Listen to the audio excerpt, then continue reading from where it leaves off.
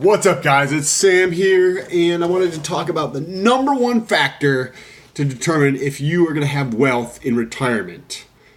But before I do that, make sure you press that red button that says subscribe and press that little bell notification. Just gently tap that bell notification until it gets a parentheses around it. And YouTube will notify you every time I post a video. So recently, I was having a conversation with my girlfriend about what's like the biggest factor in terms of in determining how much wealth you're going to have in retirement. Is it the amount of taxes you pay or don't pay? Is it how much money you make? A lot of people think it's that one. Or is it the returns you make in the markets or investments that you put your money in? Which one of those could it be?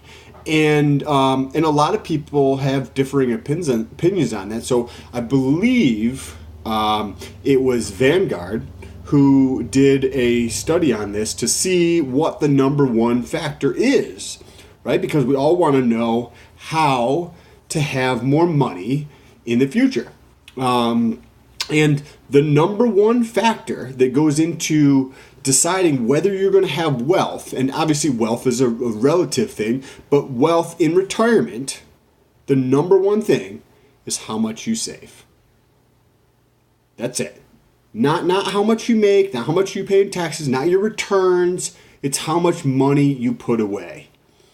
So that is what I'm focused on, and that's why and if you look at the channel, if you click on the picture right there and go back to the channel, you'll see I have multiple videos on retiring early or that I'm saving over 60% of what I make.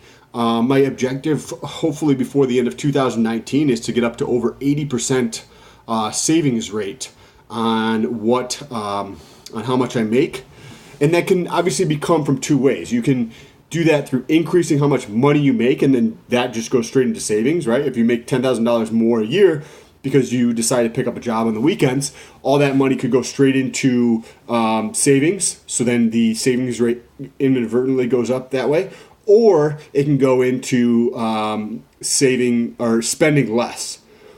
Spending less has actual two benefits from that standpoint, because you spend less money, but then you also, if you carry that into perpetuity, you actually need less money in retirement. So if you had, say, $10,000 less on average you needed today, if you used the 4% rule of thumb from like the Trinity study, you would actually need about $250,000 less in retirement because of the 10th. So if you went, say, from $50,000 a year to spending $40,000 a year in perpetuity, then that $10,000 savings from spending less is going to be about $250,000 less you need in retirement.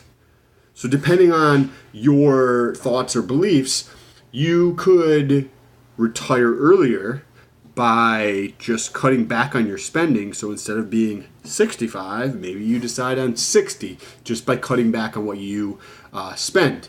And the other thing is, maybe you just work at something you fucking enjoy doing instead of if you dislike the job you have. There's a couple people who enjoy what they do, but the vast majority of people don't enjoy what they do. So by doing something like that, and that allows you to have the opportunity and the freedom to take your time and do something that you enjoy doing. If you enjoy doing it, you're not going to mind making whatever it is that you make from that process. Anyways, appreciate you guys watching. There's a quick video today. Don't forget to smash that like button before you move on to the next video. Leave me a comment, jump over to Instagram and say what's up, and I will talk to you soon. Peace.